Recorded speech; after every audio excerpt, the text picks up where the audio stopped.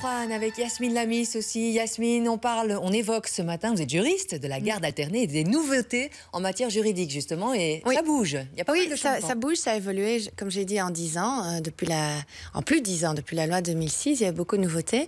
Et alors, il y a plein de mesures qui ont été mises en place depuis 2006. Il y en avait déjà, mais on en a mis plus en place. Et donc, il y a des mesures d'investigation qui ont été mises en place.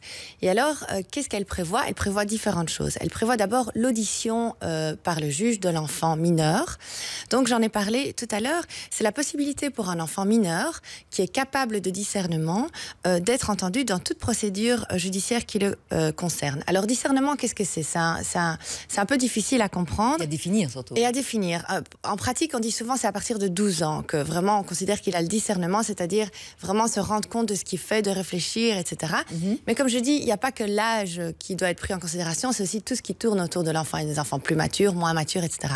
Donc souvent, au bas âge, jusqu'à 8 ans, plus ou moins, l'opinion de l'enfant peut être prise en considération, mais n'est pas vraiment important. C'est les adultes qui décident. À partir de 8 ans, entre 8 et 11 ans, l'opinion est fortement considérée. Donc pas encore à 100%, mais fortement considéré.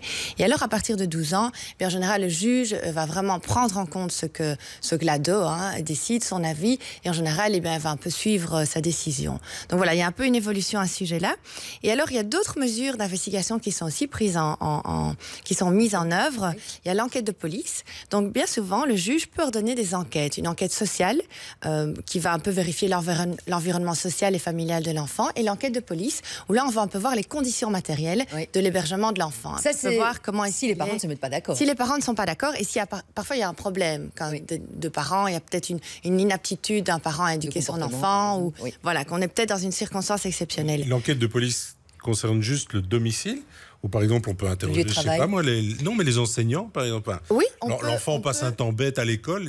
Oui, non, ça peut aller. C'est par exemple l'hébergement, mais ça peut être d'autres. Oui, aller à l'école ou ailleurs, au cours de danse, par exemple. Et alors, il y a aussi une troisième chose, c'est l'expertise pédopsychiatrique ou pédopsychologique, où là, le juge va ordonner une expertise. Donc, il y a un expert, en l'occurrence un médecin, un psychologue, un psychiatre, qui va faire toute une série de tests cliniques. Il va constater la structure familiale de l'enfant. Il y a différents intervenants qui vont venir et qui vont un petit peu donner leur avis. Et alors, il va donner une solution finale en disant, pour moi, l'hébergement principal devrait être chez la maman. Donc, c'est souvent quand on est dans un cas particulier, pas quand les parents s'entendent bien, évidemment. Si vous nous rejoignez, vous, à la maison, ça a pas mal changé. On parle vraiment de garde alternée maintenant. Il faut prouver qu'on n'a pas envie d'avoir la garde partagée. Voilà, exactement. Et ça, c'est important de le souligner. C'est plus chez la maman. C'est plus nécessairement chez la maman. Et alors, ici, c'est important de souligner que le juge, l'expert va donner son avis, mais le juge n'est pas obligé de suivre l'avis de l'expert. Il peut s'en écarter et dire, OK, vous avez donné cet avis, mais moi, je vais quand même mettre l'enfant chez son papa ou chez sa maman. Alors, il y a d'autres mesures qui sont aussi prévues, c'est les mesures de contrainte. Donc, avant la loi 2006, on n'avait pas beaucoup de possibilités quand il y avait le problème que le parent ne voulait pas rendre l'enfant chez le papa ou chez la maman. Eh bien, le parent victime, qu'est-ce qu'il pouvait faire? Il pouvait porter plainte au pénal ou alors demander une astreinte au civil au juge. Donc, une astreinte, c'est payer un montant d'argent par jour d'inexécution. Alors ici, justement, cette loi, elle prévoit d'autres mesures. Qu'est-ce qu'elle prévoit notamment? Elle prévoit la possibilité pour le parent victime d'aller enlever l'enfant de force. Bon, je sais, c'est difficile et c'est vraiment un cas qui n'est pas, on l'espère, conseillé. Mais c'est vrai que voilà, dans certains cas, ça peut arriver que le parent ne veut pas rendre l'enfant. Et là, on peut aller de force avec évidemment des psychologues ou des proches, etc., qui peuvent un peu encadrer l'enfant.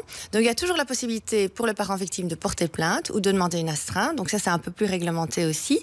Et alors, voilà, donc il y a d'autres mesures. Le juge peut ordonner des mesures d'instruction. Il peut aussi organiser une tentative de conciliation entre parents et une médiation. C'est toujours ce qui est le plus conseillé, sincèrement. C'est toujours ce qu'on conseille le plus, que les parents essayent au minimum de s'entendre. On dit toujours, on peut être un mauvais époux, enfin, même si on n'est plus un bon époux ou épouse, on doit essayer d'être un bon parent. Et ça, c'est vraiment important. Ou une bonne mère. Ou une bonne mère, un bon parent. Quelques sites, Yasmine, intéressants. Et justement, les sites intéressants, il y en a deux. Donc, droitbelge.be et actualité droitbelge.be. Et alors ici, je voulais juste encore souligner, comme j'ai dit, il y a des mesures quand le parent ne veut pas rendre l'enfant. Mais on se rend compte qu'il n'y a pas de mesure au sens inverse, quand le parent ne s'occupe pas ou délaisse son enfant, ne vient pas chercher son enfant. Et évidemment, ici, il n'y a pas de mesures qui sont prévues parce qu'on ne peut pas forcer le parent à s'intéresser à son enfant.